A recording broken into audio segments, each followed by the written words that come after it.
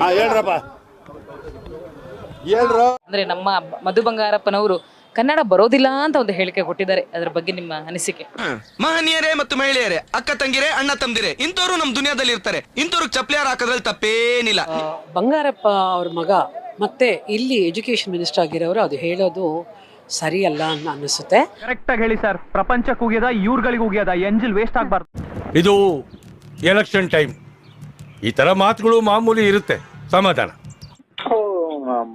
ಅನ್ನ ತಿನ್ನ ಬಾಯಾಗಿ ಯೋಚಿಕೆ ಮಾತಾಡ್ತಿಯಲ್ಲ ನಿನ್ ತಾಯಿ ನಾಯ್ಕೆ.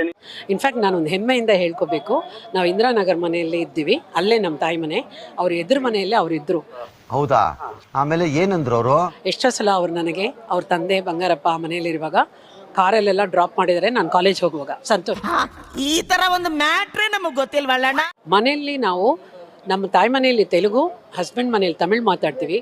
ಗೇಟ್ ದಾಟಿದ ತಕ್ಷಣ ಕನ್ನಡನೇ ಮಾತಾಡೋದು.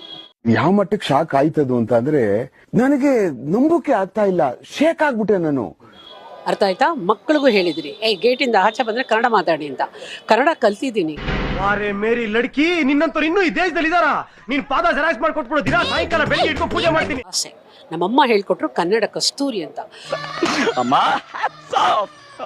ನಮ್ಮ ರಾಜ್ಯದ ಎಜುಕೇಶನ್ ಮಿನಿಸ್ಟರ್ ಆಗಿರೋರಿಗೆ ನನ್ನ ಇದೇನಂದ್ರೆ, ನೀವು ಬೆಳೆದಿರೋದೇ ಕನ್ನಡ ಮಣ್ಣಲ್ಲಿ, ಕಾವೇರಿ ನೀರ್ ಕುಡಿದಿದ್ರ, ಅದೇನ್ ಕನ್ನಡ ಬರೋದಿಲ್ಲ? ಕಿವಿ ಕೊಟ್ರೆ ಸಾಕು ಕನ್ನಡ ಬರುತ್ತೆ. ಯಾ ಕರ್ಮ ಮಾಡಿದ್ನು? ನಮ್ಮ ಅಣ್ಣ ತಮ್ಮದಿರು ಒಂದ್ ಮಾತು ಇಲ್ಲ, ನಮ್ಮ ತಾಯಿ ಒಂದ್ ಮಾತು ಇಲ್ಲ, ನಮ್ಮ ತಂದೆ ಒಂದ್ ಮಾತು ಇಲ್ಲ. ಯಾವ್ದೋ ಅನಿಷ್ಠ ಮುಂದೆ ಕನ್ನಡ ಗೊತ್ತಿಲ್ಲ ಅಂತ ಹೇಳೋ ಎಷ್ಟೋ ನನ್ನ ಫ್ರೆಂಡ್ಸ್ಗೆ ನಾನು ಹೇಳ್ತೀನಿ, ನಾಚಿಕೆ ಆಗತ್ತೆ. ನೀವು ಹೇಳೋದು ಕೇಳಕ್ಕೆ ನಮಗೆ ನೋವಾಗತ್ತೆ. ಈ ಉಗಿರಿ ಕ್ಯಾಕರ್ಸಿ, ಅಲ್ಲಿಗೆ ಕೆರ ಕಿತ್ತೋಗಂಗ್ ಹೊಡೀರಿ, ಅವಾಗ ಅವ್ರಿಗೆ ಬುದ್ಧಿ ಬರುತ್ತೆ. ಕನ್ನಡ ಈಸ್ ಅವರ್ ತಾಯಿ ಆ್ಯಂಡ್ ಜನನಿ ಜನ್ಮಭೂಮಿ. ಕನ್ನಡನೇ ನಮ್ಮ ಅಮ್ಮ, ಜನನಿ ಜನ್ಮಭೂಮಿ. ಇಲ್ಲಿ ಇರೋರು ಎಲ್ಲೂ ಶ್ವಾಸದಲ್ಲಿ ಕನ್ನಡನೇ ಇರಬೇಕು. ಯಾರಾದ್ರೆ ಅಮ್ಮ ಚೆನ್ನಾಗಿಲ್ಲ, ನೋಡಕ್ ಚೆನ್ನಾಗಿಲ್ಲ, ಮೂಗಿ ಅಂದ್ರೆ ಬೇಡ, ಪಕ್ಕದ ಮನೆ ಆಂಟಿನಿ ಅಮ್ಮ ಅಂತ ಇವ ಇಲ್ಲ. ನಿಂಗೆ ಹೇಳ್ತಿರೋದು ತಿಳ್ಕೊಳಪ್ಪ.